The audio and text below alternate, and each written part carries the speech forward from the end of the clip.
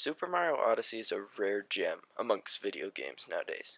Not only was it perhaps 2017's best game, but it's just different from any other game I've ever played.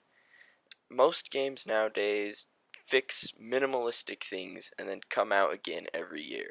You've got your Call of Duties, you've got your Maddens, your NHL, your MLB games, your Assassin's Creed. All these games are just the same game released every year with a couple things fixed. But they really took their time with Mario Odyssey. They didn't rush it, and they spent as much time just making it as fluid as it possibly could be.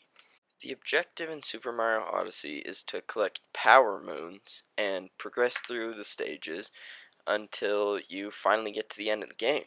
But however you collect those power moons and whatever you do on the path of collecting those is all up to you. Mario Odyssey still follows the age-old story of Bowser captures Peach and Mario has to go and save her. However, this time Mario Odyssey throws in some new bosses and some people that we've never seen before, along with some new mechanics that we've never seen before. Now, back in the 90s when Mario 64 was released, it was the first 3D Mario game, so it was quite revolutionary for its time. Nowadays, 3D is a standard in video games, and so if people want to go relive classics, they often venture back to the old 3D games, such as Mario 64, which has standed the test of time. However, Mario Odyssey continues to add new mechanics to the Mario storyline, such as the ability to now switch from 3D to 2D to complete certain obstacles, and now you can take control of inanimate objects, and you can even become the enemy. Like, you've always fought against Goombas in Mario, and you've always fought against these enemies in Mario, but now you can become them and see what it's like to be them, and they can even be quite useful to complete tasks, like the Goomba helps you walk across ice because they can't slip, and just each enemy and each thing you become helps you progress through the storyline. Especially, there's one level where you become a tank and you shoot stuff, which has never really been done in a Mario game before, and this just makes Mario Odyssey an even more innovative game.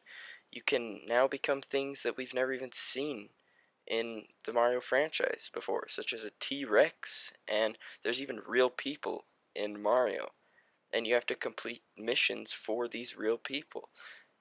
Mario Odyssey just continues to innovate, and I think that it can really hold its own now.